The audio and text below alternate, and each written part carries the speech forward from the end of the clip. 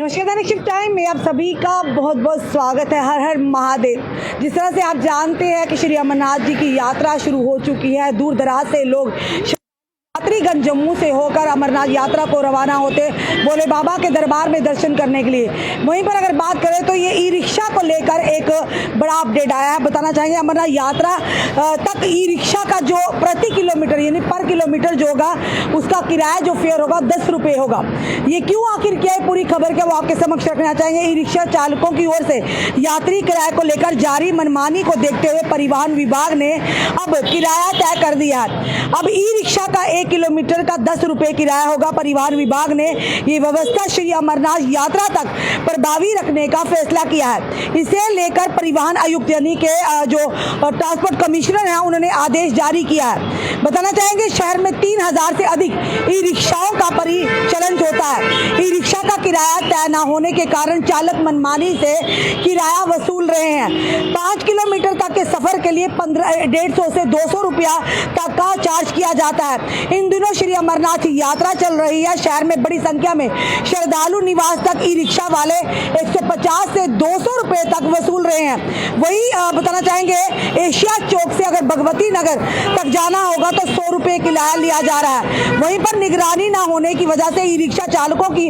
मनमानी दिन ब दिन बढ़ती जा रही है। इसी देखते हुए परिवहन विभाग ने किराया तय कर दिया है। इसके साथ ही जम्मू कश्मीर संभाग के क्षेत्रीय परिवहन अधिकारी यानी कि आरटीओ को विस्तृत किराया सूची तय कर सार्वजनिक स्थानों पर इसे प्रकाशित करने को है ताकि आम लोगों को तय किए गए किराए की जरूर जानकारी हो।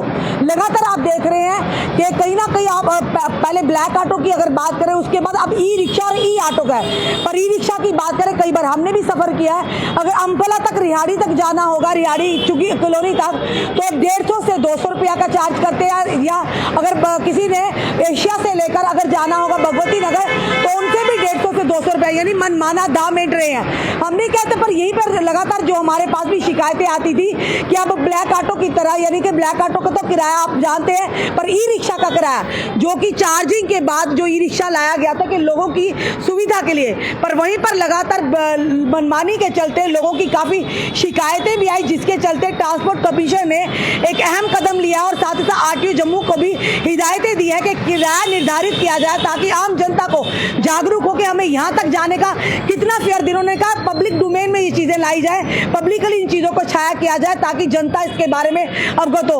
उसीलिए फिलहाल अभी तक कहा गया कि श्री अमरनाथ की यात्रा तक जो किराया है 1 किलोमीटर पर किलोमीटर 10 रुपये होंगे। ये जनता भी कहेंगे, जनता से भी निवेदन करेंगे, आपने भी समझना है क्योंकि ये ट्रांसपोर्ट कमिश्नर की तरफ से आदेश दिया गया है कि जब तक श्री अमरनाथ यात्रा है तब तक 1 किलोमीटर के लिए आपको 10 रुपये का भुगतान करना है ई रिक्शा वालों को। अगर कोई आपसे ज्यादा मांगता तो आप कंप्लेन कर सकते हैं और उन पर कार्रवाई भी होगी अगर जो भी इस आदेश की अवहेलना करेगा। क्योंकि यात्रा को मद्देनजर रखते हुए दूर दराज से जो लोग आते हैं, जो यात्री श्रद्धालु देश के अलग अलग कोनों से आते हैं बाबा बर्फानी के दर्शन करने, तो इसी तरह से उन्हें अगर उनसे पैसे ऐंठते जाते हैं तो क्या मैसेज लेकर जाएंगे वो जम्मू से, या यात्रा का क्या मैसेज ले जाएंगे अपने जब राज्यों के या अपने केंद्र शासित प्रदेशों में वापस जाएंगे। तो इसी के चलते जो ट्रांसपोर्ट कमिश्नर उन्होंने एक फैसला लिया कि जब तक श्री अमरनाथ यात्रा का समापन नहीं होता पर किलोमीटर आपको 10 रुपये देने होंगे। यानी अगर 5 किलोमीटर आप चलते हैं तो आपको 50 रुपये देने होंगे, अगर 10 किलोमीटर का सफर होगा तो आपको 100 रुपया देना होगा।